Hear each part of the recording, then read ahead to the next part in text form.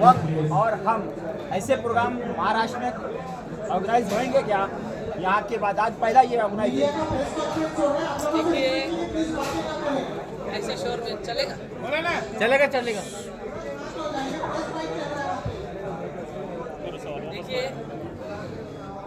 ये हमारे जो दोस्त है शानू भाई, काफ़ी दिन से हमारी इनकी डिस्कस चल रही थी कि मालवनी में एक प्रोग्राम लेना है। हम समझ रहे थे कि कुछ लोग रहेंगे 15, 20, 25 और वफ़ के ताल्लुक से डिस्कस करेंगे और इस्तेमाल होगा हमारा।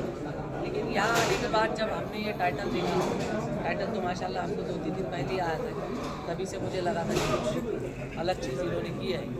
ये हम इस वर्ल्ड में ही इख्तलाफात हमारे 50% खत्म हुआ, तो इससे मैं काफ़ी खुश हुआ और अल्हम्दुलिल्लाह इस तरीके के प्रोग्राम में पूरे महाराष्ट्र में लेने के लिए सारे हमारे जो NGOs हैं माइनॉरिटीज़ के, उनसे अपील करूँगा आपके ज़रिए से कि वो महाराष्ट्र में इस तरीके के प्रोग्राम लगाएं, ताकि वफ़ का जो कंसेप्ट है, वफ़ का अवेयरनेस, वफ़ का इस्तेमाल, ये जब तक हमारे कौम के आखिरी शख्स तक पहुंचता नहीं, तब तक हम इसका बेनिफिट लेना नहीं सीखेंगे। और जिस दिन हम इसका बेनिफिट लेंगे, उस दिन से हमारी अल्हम्दुलिल्लाह परेशानी खत्म। जिस तरीके से वहाँ पर ज़मीनें हैं, स्कूल, कॉलेज और जो हॉस्पिटल होना चाहिए थे हमारे पास, लेकिन नहीं है, आखिरकार ये कब तक हो जाएंगे? आपने बताया आपके पास 1 साल का ही वक्त रह गया है। मैंने अभी वही कहा कि देखो, समीर काजी के दम का 1 साल रहा, वफ़ का हमने प्लेटफॉर्म को इस तरीके से सेट किया है, समीर काजी रहे ना रहे, वफ़ का निज़ाम इंशाल्लाह अच्छा चलेगा। तो जो डेवलपमेंट नहीं हुई है प्रोविज़न होने के बावजूद, इसकी जिम्मेदार भी हमें है। हमको उस एक्ट को, उस प्रोविज़न्स को, हमें किस किस प्रोविज़न्स में उसमें छूट दी गई है, इसको अगर हम समझ के काम करते हैं तो इंशाल्लाह हमारा जो आपने अभी कहा एजुकेशन, हेल्थ, ये सारे मसाइल हमारे हल हो सकते हैं। और इसकी एक शुरुआत हमने की है, एक मेडिकल कॉलेज हम शुरू करने जा रहे हैं मेडिकल। कुछ दिन पहले सुप्रीम कोर्ट का जो फैसला आया था वक्त पे, उसके बारे में थोड़ा सी जानकारी दी। वो तो देखो, जो संसद है, वो हमारे मुल्क की संसद है, उसको कानून बनाने का अख्तियार है, उस हिसाब से उन्होंने कानून बनाया है। और उस कानून को जिसको लगे कि इससे दुश्वारी है, उसको भी अख्तियार दिया गया है सुप्रीम कोर्ट में चैलेंज करने का। और वो एक्ट अभी सुप्रीम कोर्ट में चैलेंज है। सुप्रीम कोर्ट ने अपना फाइनल फैसला दिया नहीं, कुछ चीज़ों पे उन्होंने स्टे दिया है जिससे वक़्फ को नुकसान हो सकता था। जो कलेक्टर को एक अथॉरिटी थी कि कोई वक़्फ डी रजिस्टर करने का उसको पावर था, उसके ऊपर उन्होंने रोक लगाई है। और एक्ट के अंदर कम से कम कुछ मेंबर्स का उन्होंने क्राइटेरिया बनाया था, उसको उन्होंने ज़्यादा से ज़्यादा कर दिया ताकि सब मेंबर एक ही तबके के ना हो। इसलिए कुछ चीज़ें हैं जो उन्होंने रोक लगाई, लेकिन फाइनल फैसला आने तक बहुत सारी चीज़ें बदल भी सकती हैं। जहाँ पर हम बैठे हैं वहाँ पर ही एक शख्स रहते हैं, जमील मर्चेंट जी, जिन्होंने 5 लोगों ने PI दाखिल करी थी, उनमें से एक जमील मर्चेंट जी थे, उन्होंने भी इसमें बहुत कामयाबी हासिल की है। तो क्या कहना चाहते हैं? स्पेसिफिक PI के ऊपर तो मैं बात नहीं करूँगा, लेकिन जो ओवरऑल सुप्रीम कोर्ट ने जो अपना स्टे के ऊपर फैसला दिया है, कुछ चीज़ों को रोक लगाने का है और अभी फाइनल फैसला आना बाकी है। हमने उम्मीद नहीं हारनी चाहिए, अगर जो भी है हमको लगता है तो हम आगे काम कर सकते हैं उसके ऊपर। कोर्ट ने पहले कुछ ज़्यादा लोगों को, गैर मुस्लिम को जिन्होंने ऐड किया था, अब उसमें मिनिमम 3 लोगों को रखा है। यस, वही किया है। तो 3 लोगों को रखा है, तो क्या आगे चल के ये 3 भी हट सकते हैं कि नहीं? ये वो नहीं पता मुझे, कोर्ट, सुप्रीम कोर्ट तय करेगा ना, अभी उसके अंदर वो चैलेंज है ना। सर जी, जिस तरीके से आपने कहा कि अभी आने वाले 2026 अगस्त के महीने में आप जो है क्या नाम अपने पद से हट जाएंगे, उसके बाद कोई और आएगा, तो क्या गारंटी है? इसके लिए आपने क्या किया है कि आने वाले कल में वक्फ बोर्ड के ऊपर वो मुस्तैदी से काम करे? देखिए, अभी मैं आपको एक मर्सिडीज कार खरीद कर दे दूँ और उसके बाद आप फिर भी पैदल चलेंगे, तो फिर वो बेवकूफ़ी। तो मुझे लगता है कि हम ऐसा प्लेटफॉर्म सेट करके जा रहे हैं कि उसको काम करने में आसानी हो। जैसा मैंने कहा कि भाई 25 लोग काम कर रहे थे, 27 लोग पूरे महाराष्ट्र, आज 200 प्लस लोग हैं। डिस्ट्रिक्ट में ऑफिस नहीं था, डिस्ट्रिक्ट में ऑफिस हुए हैं। ये सारा हमने वर्क बोर्ड का जो गवर्नमेंट ऑफ महाराष्ट्र से स्ट्रेंथन फंड लिया, 20 करोड़ 40 करोड़ फिर अभी 22 करोड़ का GIS मैपिंग का टेंडर निकाला, इस स्ट्रेंथन फंड से किया है। तो अब तो उनको जो भी आएगा, देखो ये एक हमारा सिस्टम है, ये हमारा संविधान है। हर 5 साल में इलेक्शन होते हैं, जो MLA है वो फिर से भी चुन के आते हैं। आप दुआ करो हम फिर से आए इंशाल्लाह ताला, इंशाल्लाह। ठीक है आपके जैसे लोगों की मेरा जरूरत है, आखिरी सवाल है आपसे कि वक्फ के ऊपर हिंदुस्तान में कुल कितने जगह पे काम किया जा रहा है और कितने लोग जुड़े हुए? सवाल नहीं समझ में आया। वक्फ के ऊपर हिंदुस्तान के कितने कोने में काम चल रहा है, कहाँ कहाँ चल रहा है और कितने लोग जुड़े हुए आपके साथ? मेन लोग का नाम बताइए। देखिए, मैं तो महाराष्ट्र वक्फ बोर्ड का चेयरमैन हूँ और वक्फ की मिल्कियत पूरे हिंदुस्तान में है। लगभग 27-28 वक्फ बोर्ड है और सब लोग अपने अपने हिसाब से काम कर रहे हैं। लेकिन हाल सबका यही है, मैंने जो बोला आज, कोई भी मुसलमान ने वक्फ को सीरियस लिया नहीं कि हमारे लिए इतना अच्छा प्लेटफॉर्म था। हमने इसको हमेशा डेवलपमेंट की नज़र से कभी देखा नहीं, हमेशा उसको हम सिर्फ रिलीजियस नज़र से देखते हैं, धार्मिक नज़र से। उसको डेवलपमेंट की नज़र से देखो, इंशाल्लाह एक तस्वीर हमारी। इतने सालों के अंदर एक सवाल आखिरी ले लीजिए भाई। आपसे ले लेते आखिरी सवाल आपसे ले लेते। हाँ, एक आखिरी सवाल आपसे ये है कि आपने इतना अच्छा क्वेश्चन रखा है, वक्फ और हम, ये मुहिम आप महाराष्ट्र के अंदर पूरे इलाके में या ज़िले में लेके चलेंगे? सबसे पहले तो मैंने नहीं रखा, ये हमने रखा है, ठीक है ना। ये टीम है रखा है।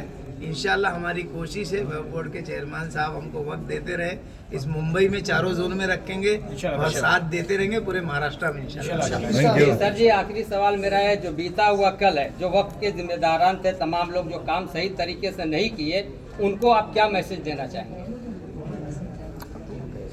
मैं तो मैसेज यही दूंगा कि एक अपॉर्चुनिटी आपको मिली थी, उसको आपने कैश नहीं किया।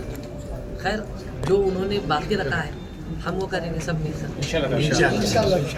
बहुत बहुत शुक्रिया हमसे बातचीत करने। सर वो तमाम बातों का निचोड़ ये दोस्तों कि हम लोग आज ये जमा हुए हैं कि औकाफ की जो ज़मीनें हैं उसके ऊपर मुझे यकीन है कि हमारे सदर अली वकार मोहतरमुल मुकाम सदर काजी साहब जो है औकाफ की ज़मीनों पर कहीं अस्पताल बनाएंगे, कहीं UPSC की क्लासेस चालू करेंगे, कहीं स्कूलें बनाएंगे। यानी वो तारीखी काम अल्लाह ताला इनसे यकीनन लेगा कि जिनकी मिसाल दुनिया देगी। आइए दोस्तों, हम लोगों के अर्द अजीज सदर आली जनाब अली वकार सदर काजी साहब की मैं गुजारिश करता हूँ कि आप आए अपने खबर पे जाए।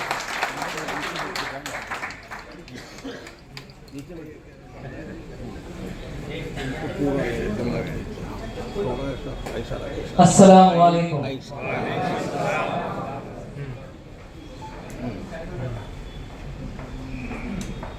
अल्हम्दुलिल्लाह रब्बिल आलमीन। बेशक अल्लाह ही है जो सारे कायनात का मालिक है, सिवाय उसके कोई और तारीफ के काबिल नहीं।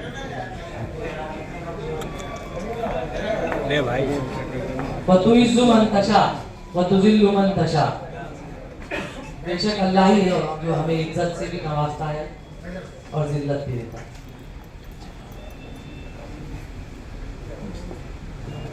कुछ बातें मेरे आका नबी की शान में।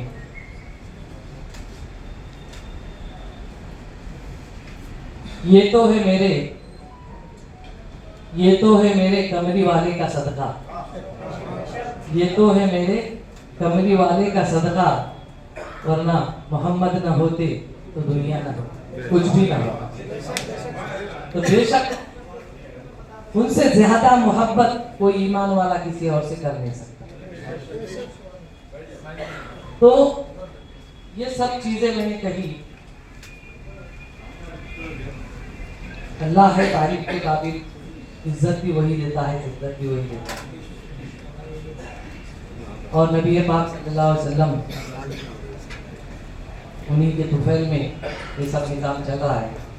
इतनी चीज़ों को भी समझ लिए तो हमारी ज़िंदगी आसान हो जाए।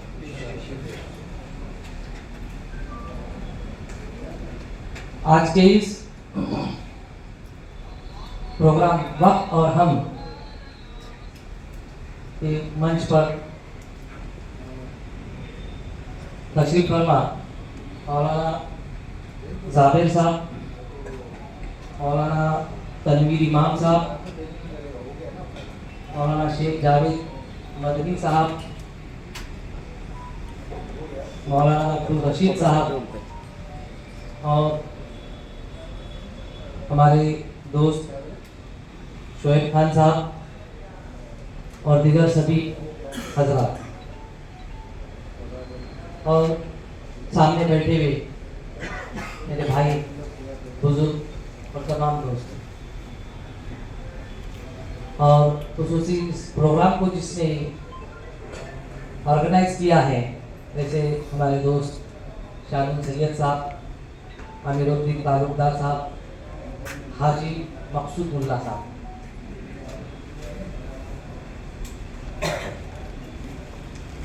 वक्त और हम, मुझे आज के इस प्रोग्राम में एक अलग चीज़ देखने को मिली। मैं काफ़ी प्रोग्राम में शिरकत करता हूँ। हम ये बहुत ही अच्छा टाइटल है और अल्हम्दुलिल्लाह हमारे चार जो भाई है उनकी अभी मैंने बातें भी सुनी। ये हम होना कितना ज़रूरी है सबने अपनी अपनी बातों में बताया, क्योंकि हमारे अकाइद में फर्क हो सकता है लेकिन हमारा रब एक है, हमारा अल्लाह एक है जिसकी हम इबादत करते हैं। उसके लिए हमको हम होना जरूरी है और ये शुरुआत की है। सबसे पहले तो मैं ऑर्गेनाइजर को बहुत बहुत शुक्रिया अदा करता हूँ। अब हमको हमसे समझना भी पड़ेगा, हमको किसी और से समझने की जरूरत नहीं, हमको हमसे ही समझना है, बाहर जाने की जरूरत नहीं। तो कैसे समझेंगे वक्त क्या है? बहुत सारे हमारे भाई ने अभी बताया वक्त ऐसे नहीं कि पहले किया और अभी बंद हो गया, ऐसा नहीं। वक्त तो अभी भी जारी है। मेरे पास आज की डेट में वक्त बिल्स आ रही है। वक्त बोर्ड का चेयरमैन हूँ मैं। आज के डेट में भी बम्बई मुझे पिछले महीने फोन आया था कि हमारी एक प्रॉपर्टी उसको वक्त करना है। तो ये था कयामत तक चलने वाली चीज, जिसने अपना मेहनत से कमाया हुआ माल या फिर अपनी विरासत में मिला हुआ माल जो हक हलाल का होता है, वो अल्लाह के नाम से वक्फ कर देना, अल्लाह के नाम से दे देना, उसको हम वक्फ कहते हैं। और एक बार वक्फ कर दिया किसने तो खुद वक्फ करने वाला भी वापस नहीं मांग सकता। वंस से वक्फ ऑलवेज वक्फ, परमानेंट डेडिकेशन टू अल्लाह। तो ये वक्फ जो कंसेप्ट है ये क्यों आया होगा? ये कंसेप्ट सिर्फ हमारे पास ही नहीं, इस्लाम में ही है, ताकि हमारी कौम कभी गरीबी का सामना ना करना पड़े। लेकिन आज हम नहीं रहे, बिखर गए। हमने गरीब बनना ही पसंद किया तो उसको कौन कुछ करेगा, लेकिन अब हमको करना पड़ेगा। तो क्या मकसद है? जैसे हमारे भाई ने अभी बोला थोड़ी देर पहले कि कुरान शरीफ जो है पढ़ने का किताब नहीं है, सिर्फ समझने की। क्यों समझना है? ताकि हम समझ जाए कि हमें हमारी जिंदगी कैसी गुजारना है, अल्लाह ताला ने हमें क्या मैसेज दिया। तो जब हम समझेंगे तभी हमारे जिंदगी को बेहतरीन बनाने की कोशिश करेंगे। उसी तरह हमारा वक्फ एक्ट भी पर्सनल एक्ट है। हमारा बहुत सारे एक्ट आए, फाइनली सेंट्रल एक्ट आया 1995, वक्फ एक्ट 1995। वक्फ एक्ट 95 आफ्टर अमेंडमेंट भी ये ऐसा प्लेटफॉर्म है कि हमारा कोई मसला हमारे मुस्लिम भाई का हल नहीं होगा, ऐसा उसके अंदर कोई हर एक चीज उस प्लेटफॉर्म के ऊपर दी है। हमारा हर मसला हम वक्त के प्लेटफॉर्म पर लाकर हल कर सकते हैं। वक्त मीन्स ऐसा नहीं है कि मस्जिद की निगरानी के लिए बना है, नहीं। वक्त का एक्ट अगर आप पढ़ोगे ना 95 का, तो मैंने जब पहली बार पढ़ा, मैं पेशे से बिल्डर हूँ, मेरे रियल एस्टेट के काम में प्रॉपर्टी का कारोबार है, तो अल्हम्दुलिल्लाह प्रॉपर्टी की क्या वैल्यू है मैं जानता हूँ। आज से 6 साल पहले जब मैंने एक्ट पढ़ा तो पहले मैं रोया आ रहा कि इतना खूबसूरत एक्ट हमको मिला था मुल्क की तरफ से, हमने क्या किया है। उस एक्ट को जब पढ़ेंगे आप तो हमने क्या खोया आपको पता चलेगा। लेकिन खैर कोई बात नहीं, आज भी हम हमारी डेवलपमेंट कर सकते हैं। वक्फ एक्ट के अंदर जो जिंदगी के इंसान की जो अहम जरूरतें हैं, अहम क्या है, हमारा हेल्थ, एजुकेशन, रिहाइश, सॉरी कारोबार, रिहाइश।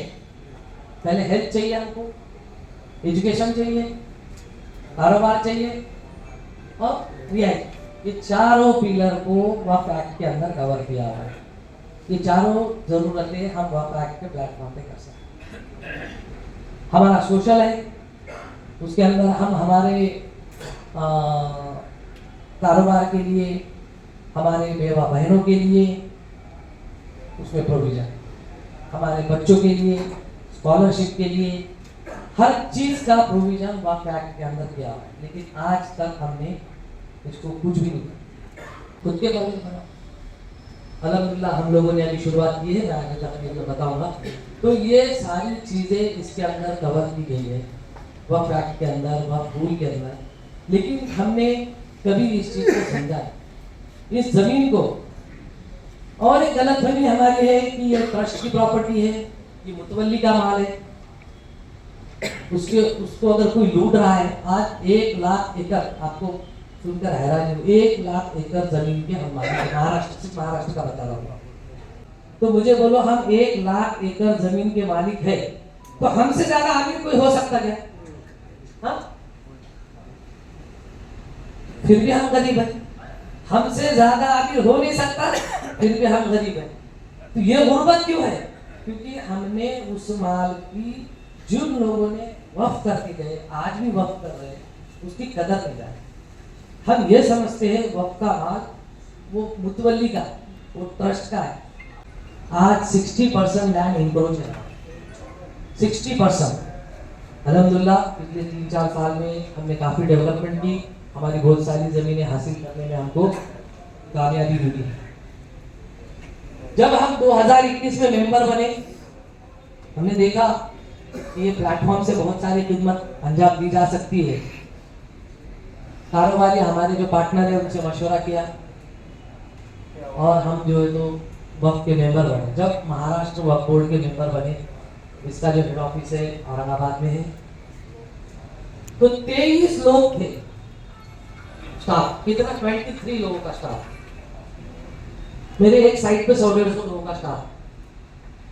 तो 23 लोग पूरे महाराष्ट्र के 1 लाख एकड़ जमीन और लगभग 17,000 ट्रस्ट को कामकाज कर रहे हैं। कहाँ से अच्छा काम चलेगा, कहाँ से आप तक बात चलेगी? तो इसका जिम्मेदार कौन है? इसके जिम्मेदार हम सब लोग हैं। हमने सब ये चीजें देखी। तो हमने सबसे पहले गवर्नमेंट के पास गए, 21 में उनके पास परमिशन मांगी। अभी तक रिक्रूटमेंट की परमिशन दी नहीं गई थी। डेली वेजेस के बच्चे काम कर रहे थे, कुछ अपने आप परमानेंट हो गए थे उम्र के हिसाब से।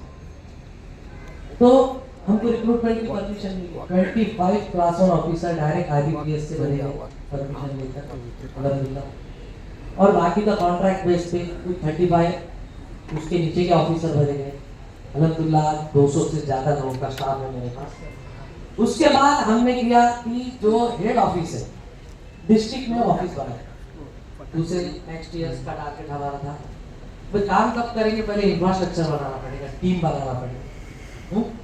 जैसे आपने देखा होगा तबलीग जमात का काम दिल्ली से लेके गली तक उनका नेटवर्क है। इंफ्रास्ट्रक्चर की बात कर रहा हूँ। तो जो नेटवर्क है वो हमको बनाना पड़ेगा। एक बार नेटवर्क बन गया तो फिर काम करने में आसानी है। तो उसके बाद हमने हर डिस्ट्रिक्ट में ऑफिसेस बनाए। ऑफिसेस बनाने के बाद हमने सर्विसेज दी। औरंगाबाद से इन्वर्टर रजिस्टर बंद किया, लोगों को डिस्ट्रिक्ट पे काम देना शुरू किया। हमारी इनकम बढ़ने लगी, इनकम बढ़ी, फिर हमने और काम शुरू किए। अब वक्त जो है सिर्फ जमीन ही कर सकते क्या? नहीं, कैश वक्त। तो बड़े अफसोस से कह रहा हूँ मैं 70 साल में कैश वक्त का अकाउंट भी नहीं खुला। मैं जब चेयरमैन बना 2024 में पहले मीटिंग में रेजोल्यूशन पास किए और हमने कैश वक्त का अकाउंट खोला। उस कैश वक्त से अभी आज मैं सीएम साहब से मिला, मैं 50 बच्चों को जो मुस्लिम के गरीब बच्चे हैं उनको 1 लाख रुपए की स्कॉलरशिप दे रहा हूँ वक्फ बोर्ड की तरफ। और 25 ये शुरुआत है, एक पहला काम हो रहा है, इसलिए सीएम के हाथ से चेक देना है। 25 हमारी बहनें जो आपको पता होगा कि बचत गट की शिकार हो रही है, तो वो उनको एक स्ट्रेंथन फंड जो हमारी बेवा बहन है, एक 50,000 से 1 लाख उसका क्या कारोबार है क्या नहीं देखकर वो एक हम देने वाले हैं। तीसरा, वहां से कोई इमरजेंसी कुछ हो जाता है कुदरत की तौर पे, उसमें से हम खर्च कर सकते हैं, या फिर हमारी इमामों की तनख्वाह दे सकते हैं कि फर्स्ट प्रायोरिटी हमने ये है। हमारे पास भीड़ में आपको पता होगा कि काफ़ी बारिश हो गई, तो वहाँ पर एक 17 मकानें थी, बिल्कुल गरीब लेबर तबके के लोग थे, तकरीबन पूरी तरह ढह गए। दूसरे दिन मुझे सुबह पता चला, मैं तुरंत गया और कैश वक्त के अकाउंट से 20,000 रुपए की मदद उनको फौरन जारी कर। 17 लोग थे, 17 दिन 24। तो ये मेरे पास था इसलिए मैं कर पाया। ये स्कॉलरशिप दे रहा हूँ, मैंने अकाउंट खोला इसलिए। ये पैसा कहाँ से आया? आप लोगों का, जो लोगों ने वक्त किया। तो हमारे पास जमीन है, कैश भी है, अब हमको करना क्या है?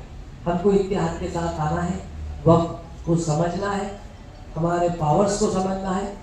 हम एजुकेशन कर सकते, बिल्डिंग बना सकते। अभी मेरे पास ऐसा हाल है कि मराठवाड़ा के अंदर 50-50 एकड़ का प्लॉट। मैंने कल औरंगाबाद में MNF का प्रोग्राम था, उसमें अपील की NGOs से बहुत सारे कि आप आओ एप्लीकेशन दो। मैं साहब के वहाँ गया था, गवर्नमेंट कॉन्ट्रैक्टर मेरे दोस्त थे, मैं गया, उनका एक स्कूल था औरंगाबाद में, तो बड़ी कीमती एरिया था वो। मैंने बोला ये स्कूल चल रहा है आपका, बहुत अच्छा है, मगर ये जमीन कितने की हो गया जिस पे आपने स्कूल बनाया? तो बोले 100 करोड़ की होगी, इतने प्राइवेट एरिया में वो स्कूल चल रहा है। तो मैं बोला अगर मैंने आपको वक्फ की जमीन दे दी इतनी ही स्कूल चलाने के लिए और स्कूल शिफ्ट कर दी, तो आपके 100 करोड़ रुपए बच जाएंगे। हाँ बच जाएंगे, लेकिन देते ही बोले उसको पता भी नहीं था कि ऐसी जमीन मिलती है। उर्दू स्कूल चल रहा था, तुरंत उन्होंने एप्लीकेशन दिया। मैं बोला ये 100 करोड़ में से कुछ हिस्सा हमको लगा, वो तो माल बच गया, जैसे अभी हमारे किसी साहब ने बताया कि हम पैसे क्यों डालें। तुरंत उन्होंने एप्लीकेशन किया, उसका प्रोसेस चालू है, इंशाल्लाह दे देंगे, क्योंकि मेरे पास औरंगाबाद में बहुत बल्क लैंड है, मराठवाड़ा के अंदर मेरे पास 100 एकड़ के प्लॉट। मैंने सबसे अपील की कोई अच्छा एजुकेशन का इदारा लेके आप जमीन नहीं दूंगा, हॉस्पिटल का प्लान लेके आओ। इस तरीके से हमने, अभी मेरी पार्टी शिवसेना है, आपको पता होगा शिंदे साहब की, तो मेरी सरकार है। तो आपको बोलता मैं, महाराष्ट्र वक्फ बोर्ड एक ऐसा पहला वक्फ बोर्ड है जिसने सबसे ज्यादा स्ट्रेंथन फंड लाया।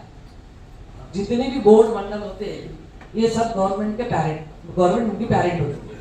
अगर ये बीमार होता है कोई बोर्ड तो उसको मजबूत करना गवर्नमेंट की जिम्मेदारी होती है। लेकिन हम कभी गए नहीं उनके पास कि मैं बीमार हूँ, मुझे कुछ दवाई की जरूरत है, तो हम बार बार जाते हैं उनके पास, बार बार जाते हैं, बार बार रोटी लेके आ जाते। 80 करोड़ रुपए लेके आए 70 साल में, 2 करोड़ के ऊपर कभी फंड नहीं आया महाराष्ट्र को।